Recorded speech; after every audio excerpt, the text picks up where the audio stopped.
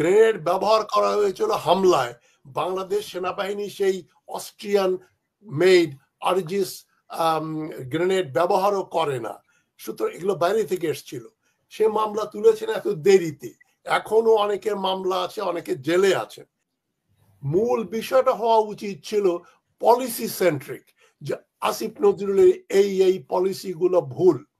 তিনি বঙ্গবন্ধু শেখ মুজিবুর রহমান বলেছেন, তার ছবি টাঙ্গিয়েছেন, বলেছেন মুজিব যে এত বড় নেতা সেটা জানতাম না, মুজিবের স্ট্যাচু ভাঙার পরে দুঃখ প্রকাশ করেছেন। এগুলো গণতান্ত্রিক অধিকার। জিজ্ঞাসা করি ভাই, কোনটা ফৌজদারি আদালতে বিচার হতে পারে?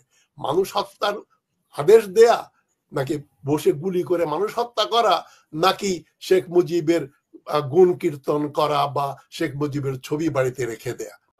লাইভ শো করলাম যে আসিফ নজরুলের অনেক ব্যাপারের সঙ্গেই আমি দ্বিমত পোষণ করি, এবং আমি বোধহয় অন্যতম প্রথম ব্যক্তি যে আসিফ নজরুলের এই যে গজাই লস্করি চাল, মানে আইনের সংস্কারের ব্যাপারে, লোকজনকে বিচারের আওতায় নেওয়ার ব্যাপারে যে গড়িমসি করছেন, এগুলো আমি সবচেয়ে কট্টর সমালোচনা করেছি। যেমন মাহমুদুর রহমান যখন ফিরলেন, ফেরার পরে তাকে 3-4 দিনের জন্য জেলে যেতে হলো।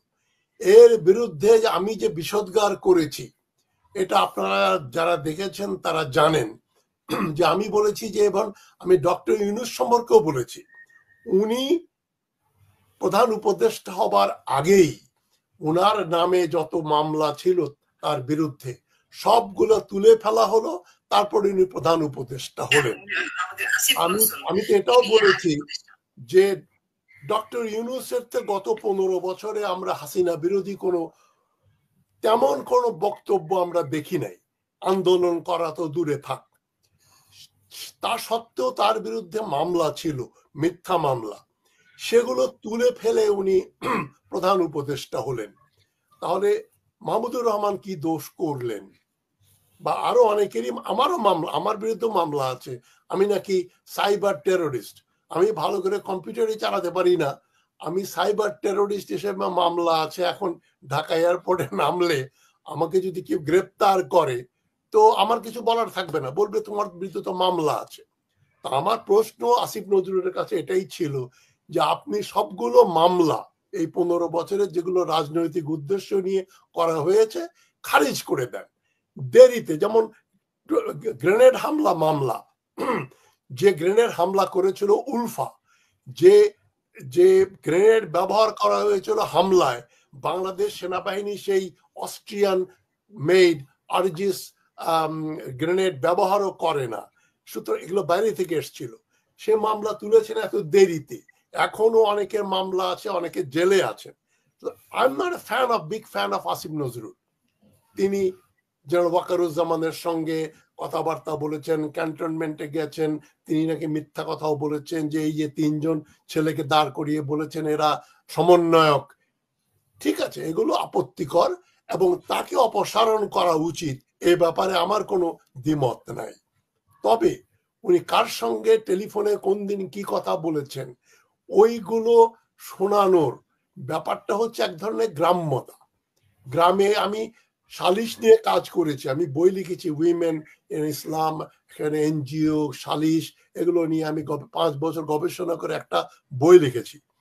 সেখানে আমি সালিশে গিয়েছি নিজে, রাত্রেবেলায় হ্যাজাক বাতি জ্বালিয়ে, তখন গ্রামে ইলেকট্রিসিটি ছিল না, যে সালিশ করা হতো সেখানে অশ্লীল ভাষায় ওই মেয়েটাকে জিজ্ঞেস করা হতো যে যদি একটা পরকীয়ার ব্যাপার হতো বা কোনো মেয়ে প্রেগনেন্ট হয়ে গেছে ইলিসিট রিলেশনশিপের ফলে, ওই মেয়েটাকে ধোলাই করা হতো এবং মাতব্বররা বিভিন্ন ভাবে জানতে চাইতো যে তুই ওই ছেলের কাছে গেছিলি নাকি ছেলে তোর কাছে গিয়েছিল।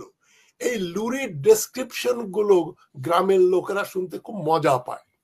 এরকম মামুন সাহেবের মতো চাদর টাদর গায়ে দিয়ে শীতকালে এই যে সালিশ হয় গ্রামে, ওইটা দেখার আমার সৌভাগ্য হয়েছে। এখন যে বক্তব্যগুলো কিছু ইউটিউবার দিচ্ছেন, লুরিড ডেসক্রিপশন, এগুলো কি জানার আমাদের কোনো দরকার আছে? একজন ব্যক্তির ব্যক্তিগত মানে কিছু ল্যাপসেস, দুর্বলতা বা দোষ, সেটা তার স্বামী স্ত্রী পরিবার এরা বিচার করবে, পরিবারের লোকজন। এর জন্য তো একজন লোককে ভালো বা খারাপ বলে আমরা সার্টিফাই করতে পারি না। আমরা কে? এখন এই যুগে কম্পিউটারে অনেক কিছু ডক্টর করে একজনের ভয়েস, একজনের ছবি চালিয়ে দেয়া যায়। মূল বিষয়টা হওয়া উচিত ছিল পলিসি সেন্ট্রিক, যে আসিফ নজরুলের এই পলিসিগুলো ভুল। তিনি বঙ্গবন্ধু শেখ মুজিবুর রহমান বলেছেন, তার ছবি টাঙ্গিয়েছেন, বলেছেন মুজিব যে এত বড় নেতা সেটা জানতাম না, মুজিবের স্ট্যাচু ভাঙার পরে দুঃখ প্রকাশ করেছেন। এগুলো গণতান্ত্রিক অধিকার। আমার একজনকে ভালো লাগবে, আপনার তারকে খারাপ লাগবে, সেজন্য আমি যাকে ভালো বলবো আপনি আমার বিচার করে ফেলবেন, আমাকে অবাঞ্ছিত ঘোষণা করবেন, আর আপনি যাকে খারাপ বলছেন তাকে আমি সেজন্য আপনার আমি বিচার করব। এটা তো একটা জঙ্গল আইন, জঙ্গলের ভিতরে হয়, মানে একটা অসভ্য আচরণ। আমি আজকের কথা আলোচনায় বলেছি এটা একটা চাষা সুলভ আচরণ। চাষা কিন্তু এটা কি এইভাবে আমরা মনে করতে পারি না যে ওনার এই যে দোষগুটি উনি যে লুকিয়ে চাপিয়ে এত কিছু করছে বা অস্বীকার করেছে একটা ভিডিওর পরে, সব টোটালি অস্বীকার করেছে যে উনি কোথায় ছিল, কি করেছে, কিন্তু সেগুলোকে দাঁড় করানোর জন্য এগুলো মানে সাপোর্টিভ হিসেবে, ইনফরমেশন হিসেবে অ্যাক্ট করা? না না, প্রথমেই প্রশ্ন হচ্ছে উনার ব্যক্তিগত ব্যাপার নিয়ে, কাকে টেলিফোন করলেন, কার সঙ্গে প্রেম করলেন, কাকে বিয়ে করলেন, এগুলো আমরা ড্রয়িং রুমে বসে যে আমাদের পরনিন্দা পরচর্চা যে বাঙালির হবি, সেইখানে হতে পারে, সেটাও অবাঞ্ছিত। কিন্তু মানে ক্যামেরার সামনে, সারা বিশ্বের সামনে এগুলো আলোচনা করা মানেই কি যে আমাদের আর তো কোনো সমস্যা নাই। এই আসিফ নজরুল সাহেবের এই যে পরকীয়া বা এই ধরনের অভিযোগ, এই ধরনের কার্যকলাপ, এটাই যেন বাংলাদেশের সবচেয়ে বড় সমস্যা। ওটা সমাধান হয়ে গেলেই বাংলাদেশের সব সমস্যা শেষ হয়ে যাবে। তো এখন একজন লোককে তার আচরণের জন্য, তার কথার জন্য বিচার করবেন, আমি তো মনে করি তার আচরণটা মুখ্য ব্যাপার। তিনি উপদেষ্টা হবার পরে কি কি করলেন আর কি কি করতে ব্যর্থ হলেন সেটাই বিচার্য। উনি এইটা কেন করলেন না, এদেরকে কেন বিচার করলেন না, এদেরকে কেন ধরলেন না, ধরার পর এখানে এই লোকগুলোকে ছেড়ে দেয়া হলো। এবং সবচেয়ে বড় অপরাধী বাংলাদেশে আমার কাছে এখন শাহাবুদ্দিন চুপ্পু এবং ওয়াকারুজ্জামান, এবং যারা এনএসআই, ডিজিএফআই, র্যাব, পুলিশ, আর্মিতে জেনারেল, বড় বড় অফিসার যারা এই 15 বছর লোকজনকে হত্যা করেছে, অবিচার করেছে, স্কাইপ কেলেঙ্কারি করেছে, কেয়ারটেকারের আইন বদলে দিয়েছে, জাস্টিস কি নাম ওর, যাই হোক, তো এদের আগে বিচার করবেন নাকি আসিফ নজরুল শেখ মুজিবুর রহমানের প্রশংসা করেছে খায়রুল হক বা আব্দুল মতিন বা নিজামুল হক, এদের কোনো বিচার হচ্ছে না, এরা ফ্রিলি ঘুরে বেড়াচ্ছে, আরো প্রচুর লোক। আর আপনার আসিফ নজরুল কিছু ল্যাপসেস ছিল, মানুষের থাকে, সেইটাকে নিয়ে ঘন্টার পর ঘন্টা আলোচনা। এটা বলাতেই আমার চ্যানেলে আমি দেখলাম কয়েকজন আমাকে আনসাবস্ক্রাইব করেছে যে আপনার সঙ্গে নাই। আমার কি যায় আসে, আমি তো পয়সার জন্য শো করি না। আমার যেটা সত্য বলে আমি মনে করি যে এই কথাটা বলা উচিত, অপ্রিয় হলেও সেটা বলি।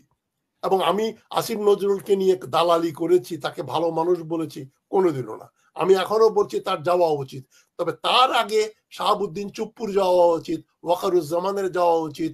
এখন যে বিজিবির যে প্রধান, যে জেনারেল বলেছিল যে 4-5 হাজার মারলেই সব ঠিক হয়ে যাবে, হাসিনাকে আর পালাতে হবে না, তাদের আগে বিচার করেন যারা প্রত্যক্ষভাবে মানুষ হত্যার প্ররোচনা দিয়েছে, পারমিশন দিয়েছে।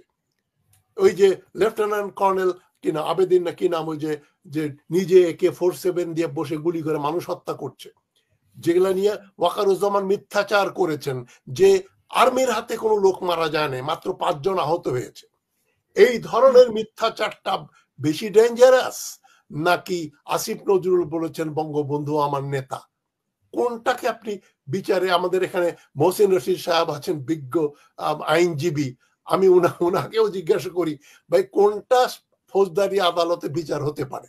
মানুষ হত্যার আদেশ দেয়া, নাকি বসে গুলি করে মানুষ হত্যা করা, নাকি শেখ মুজিবের গুণ কীর্তন করা বা শেখ মুজিবের ছবি বাড়িতে রেখে দেয়া। তো আমাদের সমাজটা এখন রেডি হয় নাই এসব এই ধরনের আলোচনা। বিনোদনটা হচ্ছে নাম্বার ওয়ান, যেটা আমি বহুবার বলেছি। আপনি যদি বলেন হিরো আলম পুতুলকে নিয়ে পালিয়ে গেছে, দেখবেন 20 লক্ষ লোক আপনার সে অনুষ্ঠান দেখবে। আর যদি আপনি বলেন যে কেবল আসিফ নজরুল কেন, আর কি কোনো সমস্যা নাই, তখন আপনাকে লোকে গালাগাল করবে। তো এটাই আমাদের আনফরচুনেটলি পরিস্থিতি। আমি আর কি বলবো।